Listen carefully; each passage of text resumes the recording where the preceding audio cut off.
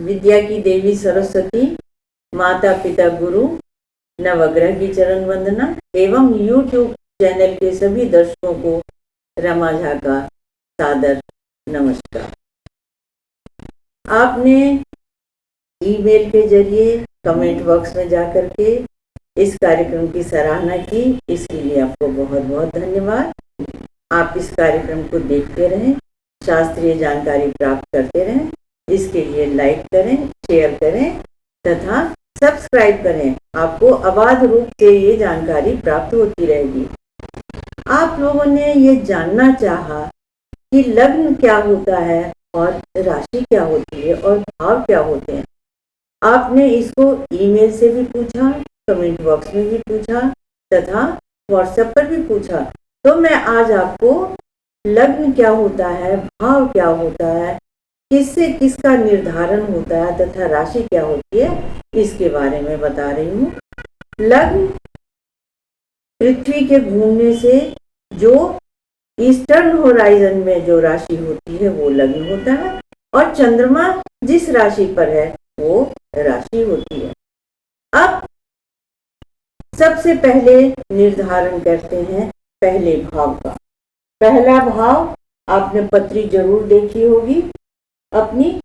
तो पहला भाव ये शरीर का भाव है, लग्न का भाव है। आप क्या हो, आपका शरीर कैसा है, शारीरिक सौंदर्य कैसा है, कद कैसा है, जुड़वा भाई बहन है क्या, और आप क्या शांति प्रिय हैं, और आपका स्वभाव कैसा है, सौंदर्य कैसा है, इसके बारे में जानकारी पहले भाव से।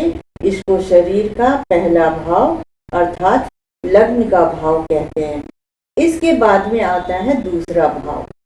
दूसरा भाव आपके कुटुंब का भाव है।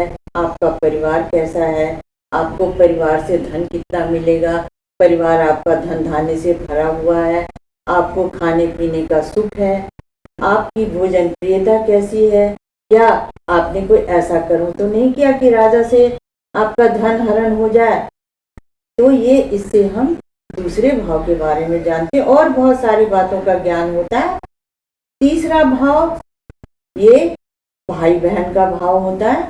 जो आपसे जो छोटे भाई बहन कितने होंगे, उनकी संख्या कितनी होगी, आपका पुरुषार्थ कितना होगा, आप कितनी मेहनत करते हैं, कितना काम आप कर सकेंगे, इसके साथ में आपकी मैत्री कैसी होगी, इसका वर्णन इससे जाना जा सकता है। चौथा भाव सुख का भाव होता है। माता से सुख, माता का सुख, धन का सुख, वाहन का सुख, घर का सुख, जमीन का सुख। और अगर आपके जमीन में कोई दोष है, आपके घर में कोई दोष है, कोई शल्य दोष है, तो उसके बारे में इससे जानकारी होती है। आपके पेट में कोई तकलीफ हो तो उसकी भी जानकारी चतुर्थ भाव से होती है। उसके बाद में आता है पंचम भाव। पंचम भाव हमारे लिए बहुत महत्वपूर्ण होता है क्योंकि सभी विज्ञान के विद्यार्थी जानते हैं कि पंचम भाव पृथ्वी का नॉर्थ पोल होता है, जो प्रकाश की रश्मियों को, ईस्टर्न होराइजन से आने वाली प्रकाश रश्मियों को अपने ऊपर में लेता है। इस भाव से माता का मेंटल कंडीशन जब वो बच्चे को कंसीव करती है, इसके साथ ही शिक्षा का, दृढ़ता का, ज्ञान का और स्वप्न का भी ये भाव होता है। विद्या कैसी होगी, कितना आप ज्ञान अर्जित कर सकेंगे, कितनी आपकी पढ़ाई होगी, और प्रोगेनी आपने जो अपनी माँ से पाया वो आप आगे कैसे हस्तांतरण करेंगे, ये भी भाव पंचम भाव से जाना जाता है। उसके बाद में आता है छठा भाव। छठा भाव शारीरिक बीमारी का, रोग का, डायबिटीज का, पक्षाघात अर्थात लकवा का, और इसके साथ ही आपके शत्रु का भी ये भाव होता है।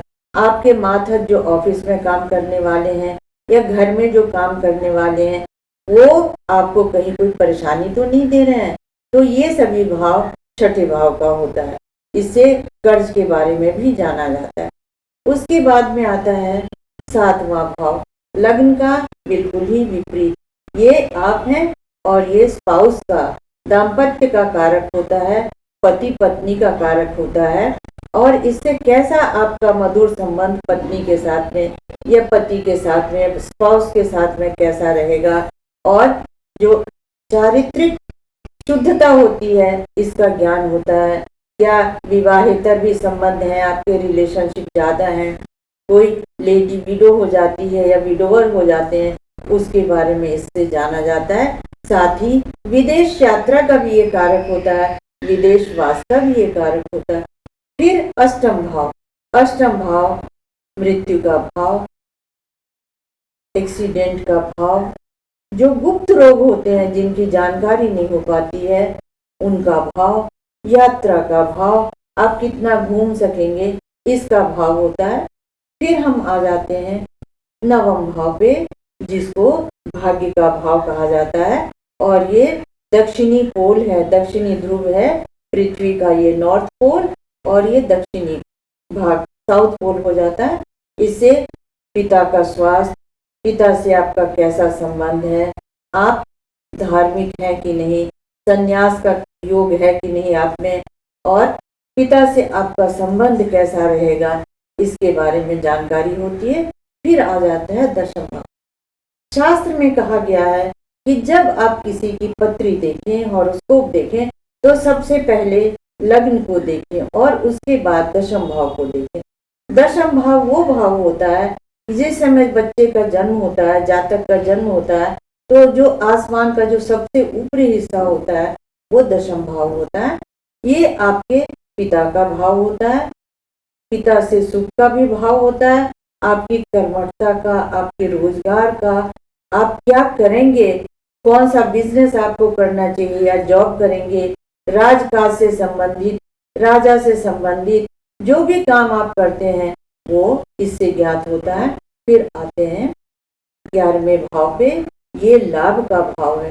ये जहाँ धन का भाव आपको परिवार से मिला हुआ धन होता है, वहाँ ये भाव आप अपने बाहुबल से, अपने नॉलेज से, अपने ज्ञान से, अपने कर्मठता से जो धन का लाभ करते हैं, धन का अर्जन करते हैं, इसका वो कारक होता है।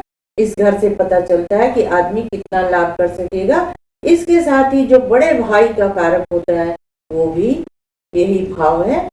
फिर आता है 12वां भाव।